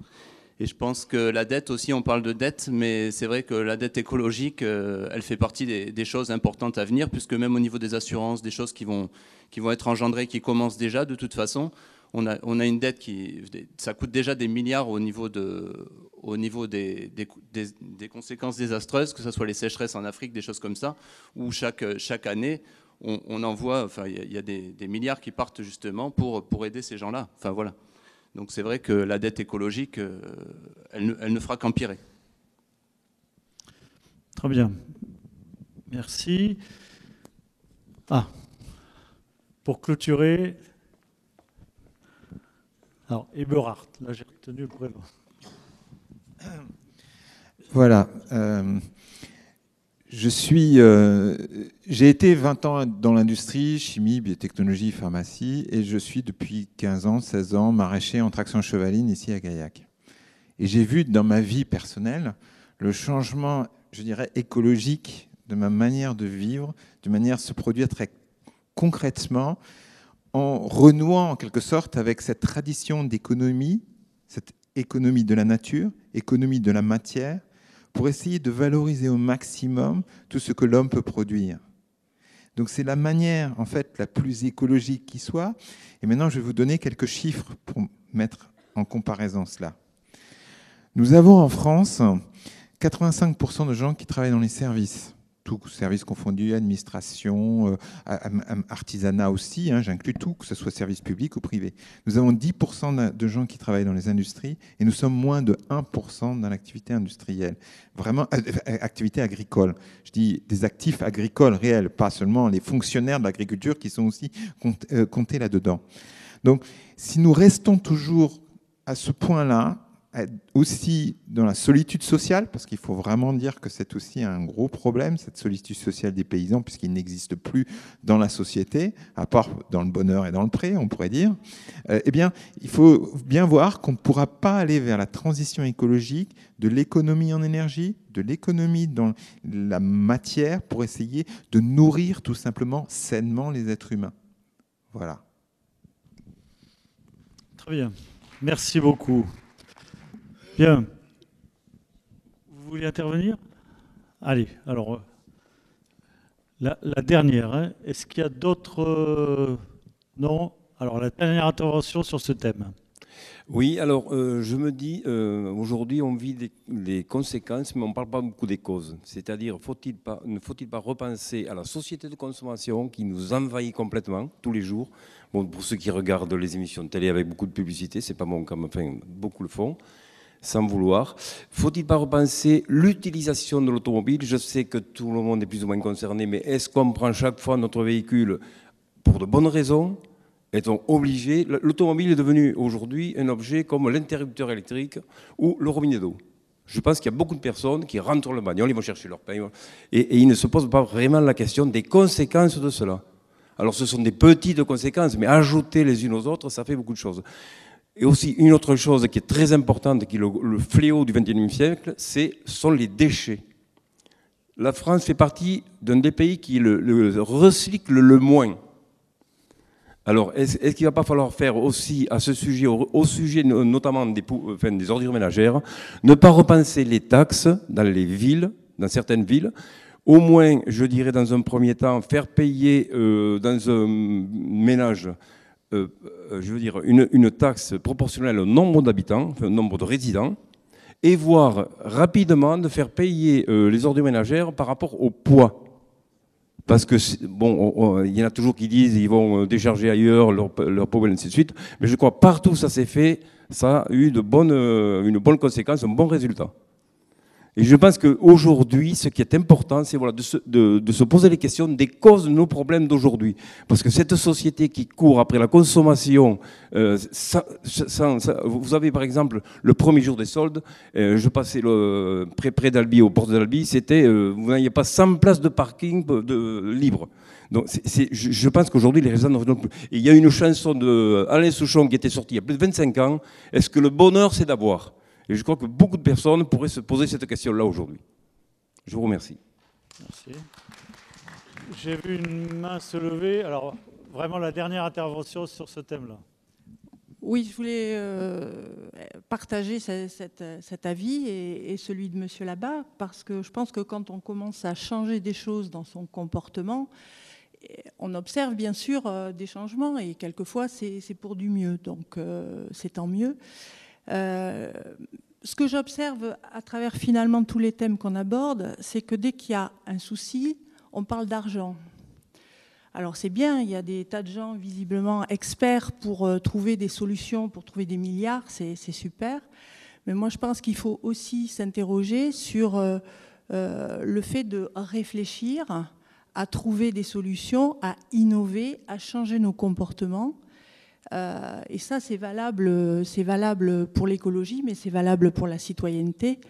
Parce que quand je vois ce qui s'est passé tout à l'heure quand on est arrivé, je me dis, on n'est pas au bout de nos peines. Parce que si la citoyenneté, c'est de faire des débats les uns contre les autres, ça ne va pas fonctionner. Donc je crois qu'il y a vraiment, avant de vouloir à tout prix, et moi vraiment, je n'ai pas de solution au dixième des choses qui ont été évoquées ce soir. Mais par contre, réfléchir, et peut-être pas sous cette forme qui est un petit peu intimidante, qui est pas forcément... on n'a pas tous préparé notre petite participation de ce soir. Mais par contre, et puis surtout que les idées des uns font penser à des choses, font rebondir, nous apprennent des choses.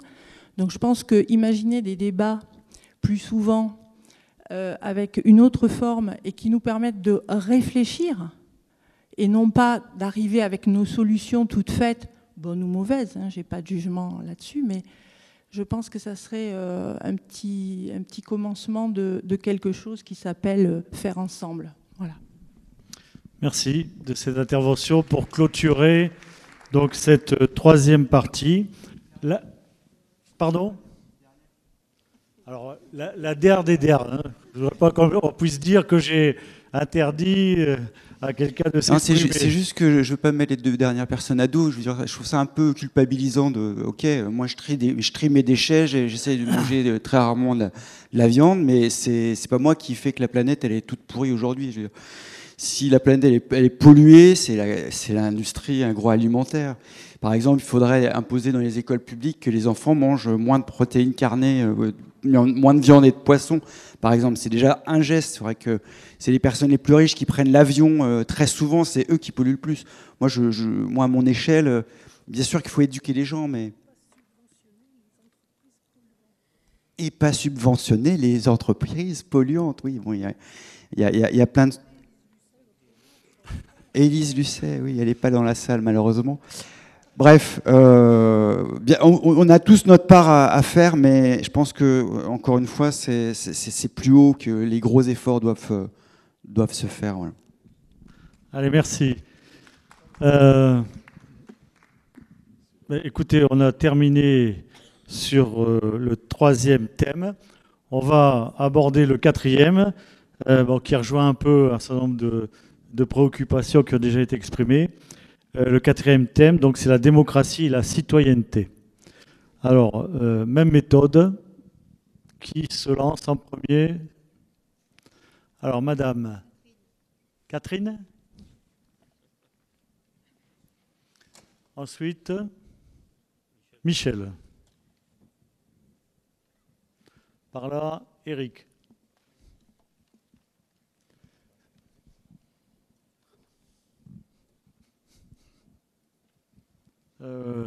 Non, j'ai oublié. Jacques. Pourtant, vous êtes intervenu, hein, mais Jacques, après Jacques, un 5e. Eberhardt. Allez, Catherine. Pardon? Régine. Bonsoir. Depuis bien avant ce qui a été appelé la crise des Gilets jaunes, on a tous constaté, élection après élection, la désaffection des citoyens pour les urnes et la défiance grandissante envers les élus à tous les niveaux de notre démocratie aujourd'hui ébranlée. Que faire pour réunir à nouveau peuple et représentants du peuple?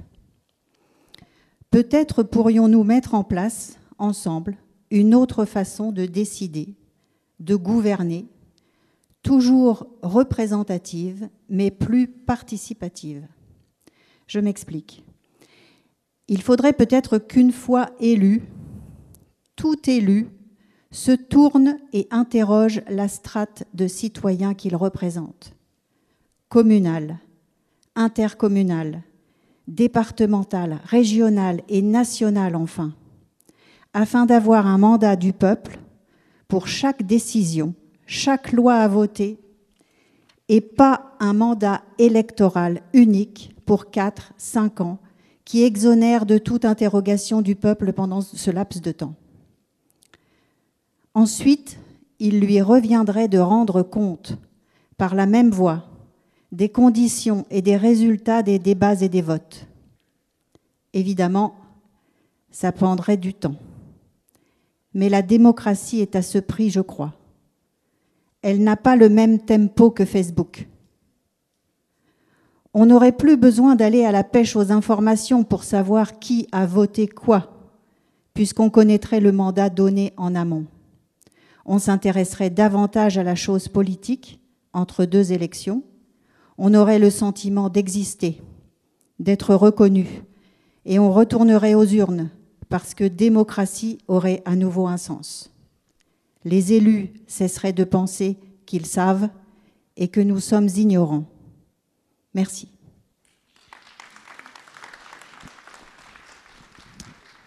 Michel.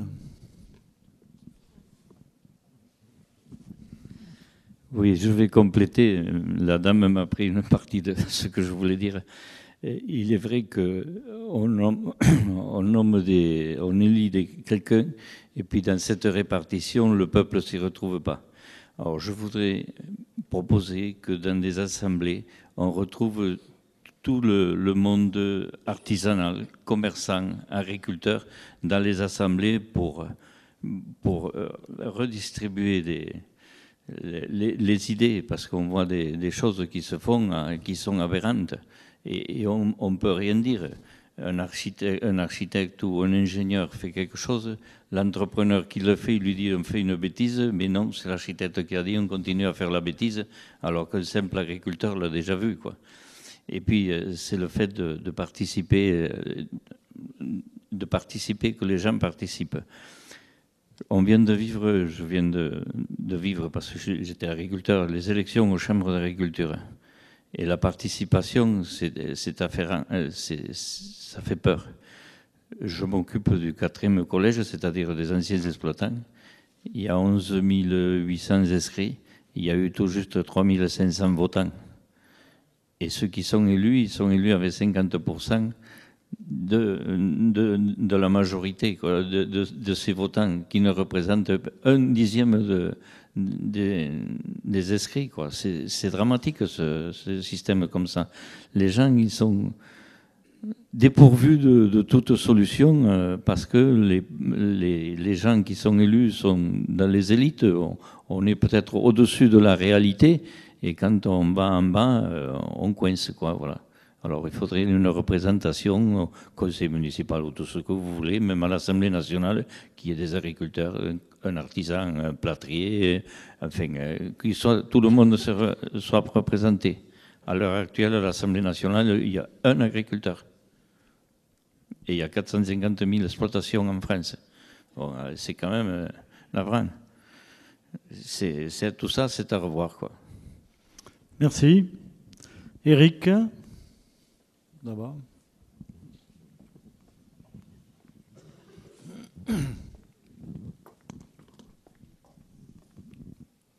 Ben, pareil, je prolongerai aussi par rapport voilà, à toute la demande, je pense, du peuple aussi, et on le voit par rapport justement à tout ce qui se passe en ce moment, le besoin de participer à la chose publique, en fait. Donc c'est vrai qu'on a, par rapport aux syndicats, par exemple, qui sont censés représenter chacun, chaque corps de métier, et qui sont en crise parfois par rapport à, que ça soit par rapport à l'éducation, par exemple, où du coup il y a un mal-être, à mon avis, par rapport aux réformes en cours. Nous qui sommes parents, enfin voilà, enfin les enseignants qui sont en contact, et la communauté éducative dans son ensemble, par exemple, sur des réformes avec des objectifs électoraux à 5 ans, voilà, il faut qu'il y ait un bac qui soit passé, et ça suit pas en fait. Quand on construit une république sur des valeurs, ou des choses, quand on touche à des choses comme l'éducation, c'est des choses qui sont pas sur 5 ans, qui prennent beaucoup plus de temps, que ce soit la transition écologique, les choses comme ça. Et c'est vrai que là, ça demande quand même une participation de chaque citoyen, que chacun soit investi, parce que c'est nous qui faisons vivre la République, quoi. Voilà. Donc je pense que voilà. Et après, ça amène aussi à une méfiance, tout ce qui est aussi par rapport aux élites et au manque de représentation, cette sensation de manquer de représentants. Et en fait, ça alimente aussi tout ce qui va être au niveau des complotismes, au niveau de l'obscurantisme et tout ça. Je pense que ça joue aussi beaucoup. Et il ne faudrait pas qu'on ait un retour par non-participation des citoyens et par un manque de représentativité, qu'on n'ait pas un retour de bâton après vers une démocratie menacée, ce qui pourrait éventuellement se passer. Donc je pense que c'est très très important de retrouver entre nous du dialogue et qu'on arrive à reparler. Et voilà. Merci. Jacques. Il est où, Jacques?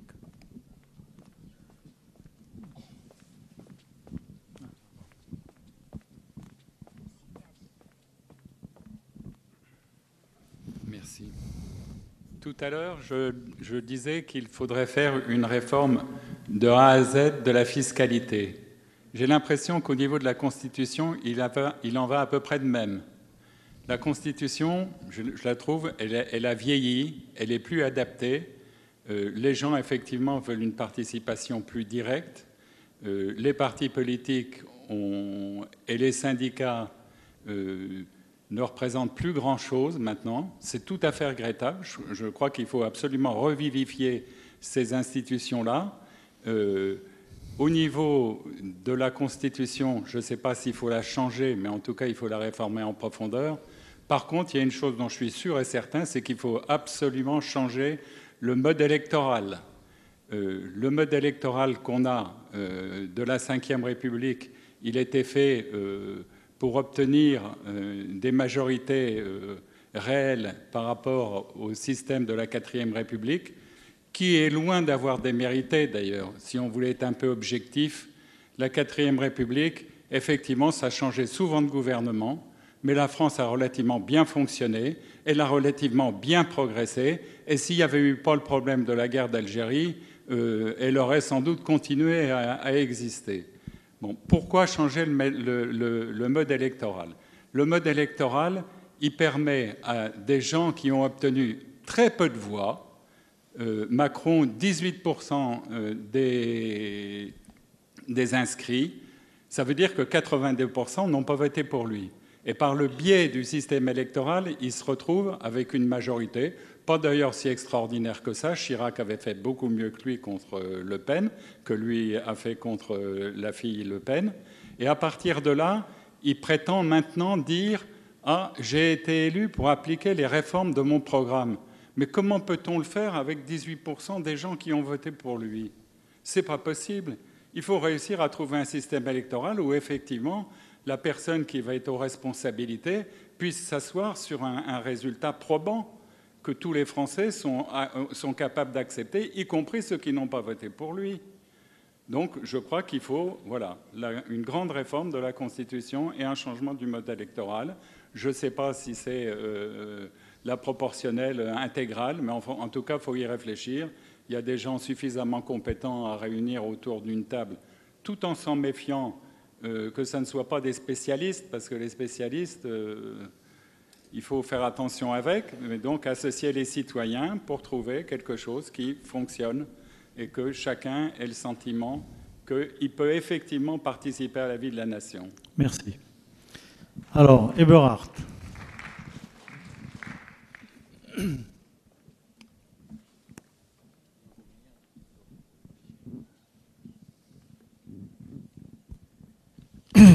Alors, je voudrais parler d'un sujet sensible sous l'aspect de la citoyenneté et de la cohésion nationale. Et c'est un sujet, le sujet en question, c'est la migration de masse que nous vivons aujourd'hui. Alors, je vais d'abord dire que je ne suis pas xénophobe et que j'ai créé les premiers jardins familiaux ici à Gaillac pour des ouvriers marocains, que j'ai donné 50 € à la mosquée en création, que j'ai de très bonnes relations cordiales avec la communauté ici musulmane. Donc, je ne veux absolument pas ostraciser qui que ce soit. Je vais d'abord donner des chiffres, des faits sur la migration et je vais faire quelques propositions. Il va y avoir plus d'1 milliard d'Africains en plus d'ici 30 ans. 50 millions sont prêts à partir dès aujourd'hui. Des centaines de milliers. 264 000 ont migré en France depuis 2018. Ce n'est pas du tout un ostracisme, mais il faut bien prendre en compte ces difficultés. Cette fourchette de coûts est autour de 50 milliards d'euros par an. Alors certains donnent 20, d'autres 80, c'est très variable. Parmi ces migrants, il y a 90% de dévotés du droit d'asile. Il vous reste 50 secondes. Alors, je vais vous me remettez votre papier à la fin, si vous voulez. Alors, non, mais je veux dire, c'est dommage que d'autres puissent parler un papier plus long et moi non. Je veux dire, il y en a pour 3 minutes, pas plus. Donc, on est en marge du sujet. Oui, mais c'est quand même une citoyenneté. Allez, il y a une déstabilisation de notre société française qui ne va pas. Terminé. Donc j'ai 4 propositions à faire, puisqu'on ne peut pas voir les autres problèmes, pour favoriser la paix civile et la citoyenneté. Il faudrait que tout étranger, quelles que soient ses origines, qu'il soit du nord, du sud, de l'est ou de l'ouest du monde, fasse une déclaration solennelle sur la supériorité de l'état de droit, des droits de l'homme par rapport à des conceptions philosophiques ou des religions. Ça, c'est important. Comme l'a fait notamment Napoléon, qui a réconcilié le christianisme et le judaïsme avec la nation, il faudrait pouvoir le faire aussi avec les musulmans, de la même manière. Donc, voilà la problématique. Ça, c'est une chose. Ensuite, il faudrait freiner d'une manière très forte l'immigration illégale, parce qu'il est hypocrite d'envoyer des bateaux alors qu'on sait très bien qu'on ne sauve qu'un pour 9. Et on ne va pas aller chercher les 50 millions de migrants qui sont prêts à partir. Enfin, il faudrait enregistrer les demandes d'asile en Afrique ou en Moyen-Orient. Et pour finir, certains veulent voir la cause de tous les maux dans le sud, du sud par la colonisation. Et à ce stade, à ce petit jeu, il faudrait aller revenir toujours sur les problèmes depuis Adam et Ève. Si les pays ont été colonisés, c'est merci. Aussi le temps est épuisé. Réels. Merci. Alors la dernière intervenante, Régine.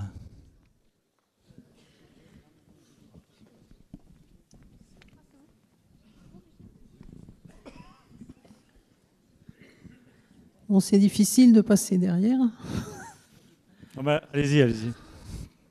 Déjà, moi, je pense que des migrants, il y en aura toujours. C'est notre rôle de les accueillir. Non, mais si on pouvait revenir sur les États et l'Europe doivent faire tout ce qu'il faut pour les accueillir correctement et, entre autres, leur apprendre la langue, etc. Bon. Alors, j'ai déjà un peu oublié ce que je voulais dire. En tout cas, la dame en rouge, la première, elle a vraiment dit tout ce qu'il fallait dire sur un grand plan général. Moi, je pense effectivement que aussi la citoyenneté, ça devrait commencer au plus petit niveau du millefeuille, puisqu'on est quand même dans un millefeuille administratif. Et dans la commune, le plus petit niveau de la commune, eh ben, c'est le quartier. On avait participé il y a quelques années au recensement des, je ne sais plus comment ça s'appelait, là, des besoins sociaux. Et on avait admis que ce qui manquait dans les villes, c'était qu'il n'y avait plus de communication entre quartiers à tous les plans, hein, sur le plan infrastructure, vie collective, commerce et tout ça. Donc, si on mettait, je ne sais pas moi, des maisons de quartier, des endroits, on va dire, où les gens pourraient se réunir, parce que moi je vois aujourd'hui, on est un certain nombre, c'est toujours les mêmes qui parlent, alors que je suis sûre que tout le monde a quelque chose à dire, mais le public, le micro, le grand nombre, ça impressionne. Alors que si on pouvait de temps en temps se réunir dans le quartier à plus petit nombre autour d'une table et débattre de sujets, mais de la société, eh ben, ça ferait du bien, je pense, à tout le monde. Et d'ailleurs, on pourrait venir avec les enfants et des jeunes, parce que j'en vois pas beaucoup là ce soir. Merci. Est-ce qu'il y a une dernière demande de parole? Non, je n'en vois pas. Hop.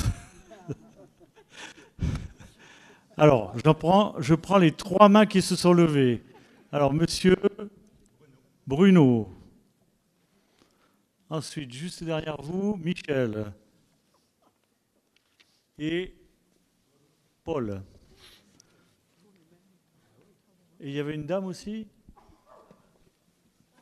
Patricia. Juste, voilà, c'est la dernière salve. Alors, on y va avec Bruno. Bonsoir à toutes et à tous. Alors, sachez tout d'abord, je suis très heureux qu'un grand débat ait finalement été organisé à Gaillac, où nous sommes tous citoyens. Il me semble que les Gilets jaunes ont permis, par leur action soutenue, de mettre au grand jour un besoin sincère et véritable de dialogue et d'écoute, où la prise de parole ne se limite pas à un bulletin de vote tous les 5 ans, laissant toute licence au président de la République de jouer avec les institutions, qu'ils en soient remerciés. C'était mon premier point. Le second concerne notre vie quotidienne dans un territoire moins vaste, mais dirigé aussi par des élus de proximité, qui sont, à mon sens, très importants. Je pense regrettable que les élus de proximité se soient regroupés en communautés d'agglomération qui les éloignent des citoyens de premier rang et qui fait qu'au final, ils n'entendent pas la voix de la base et prennent des décisions, un peu comme le président de la République, sans écouter réellement ce qui se dit à la base. Merci. Merci. Michel. En fait, j'abonde dans le sens de ce que vient de dire monsieur, et je voudrais en remettre une couche concernant les Gilets jaunes, simplement pour dire que leurs revendications ressemblent très très fortement à tout ce que j'ai pu noter ici ce soir. Bon, c'est juste une question de point de vue un peu différent. Maintenant, j'aimerais évoquer le probable référendum d'initiative présidentielle qui nous pend au nez et qu'on va avoir d'ici quelques temps. Je pense que le président perd un peu son temps et nous fait perdre le nôtre.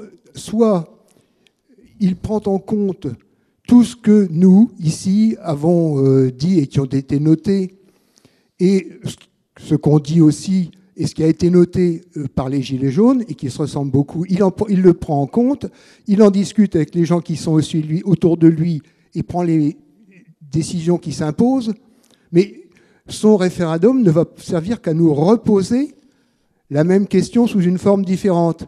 Ça va prendre 3 mois, 6 mois, 1 an, et pendant ce temps-là, il y a toujours des gens qui ne sont pas contents, qui, à juste titre, ne sont pas assez payés, ne gagnent pas, etc. Il serait temps de mettre fin à tout ça et de prendre des décisions rapides. Voilà, c'est ça que je voulais dire. Merci. Très bien. Paul ? J'ajoute que je ne suis pas du tout un personnage politique. Paul ?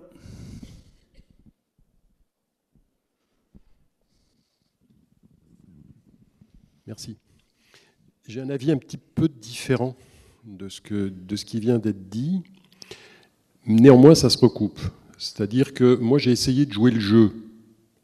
C'est-à-dire que d'une part, je suis allé vendredi au débat organisé par les Gilets jaunes à Reims, où il y avait une assistance nombreuse, où dans le calme et dans le dialogue, il a été évoqué un certain nombre de points qui ont été évoqués ce soir. Et j'allais dire, c'était d'une excellente tenue de débat. Comme ce soir, il y a, à part un petit peu au début, il y a une excellente tenue du débat. J'ai aussi fait l'effort d'aller, et je dis bien que c'est un effort, hein, parce que ceux qui l'ont fait, ils doivent s'en souvenir.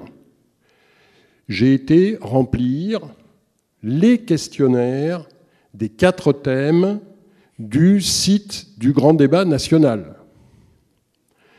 Ça prend un certain temps, pour ne pas dire un temps certain, pour répondre à chaque question. Encore faut-il les comprendre.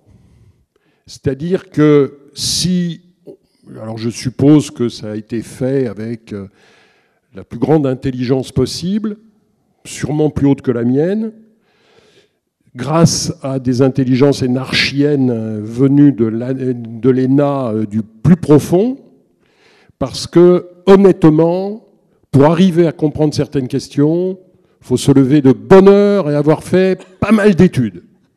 Donc, les 41 000 ou 45 000 qui ont répondu à chaque questionnaire, d'abord, je tiens à les féliciter pour leur courage, leur ténacité et forcément l'intelligence qu'ils ont eue pour remplir les questions. Ce qui fait que, en conclusion, si tous ces débats, ces contributions n'amènent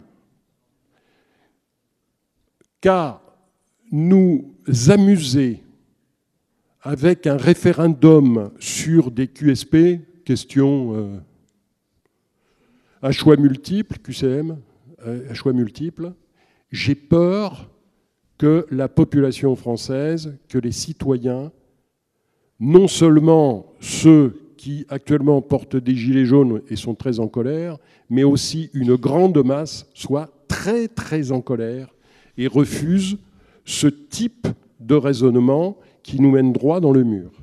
Je suis très inquiet sur le résultat de ces grands débats s'ils n'amènent à rien. Merci à Paul. Alors, la dernière intervention, et je ferai une toute petite conclusion et je repasserai la parole à Monsieur le maire pour clôturer. Donc, Patricia. Oui, là, je vais bien parler de citoyenneté, de représentativité, mais c'est quand même un petit peu ce qu'a dit Ebrard qui me fait mal au cœur. J'ai beaucoup voyagé dans ma vie, dans beaucoup de pays, et la France, le pays des droits de l'homme.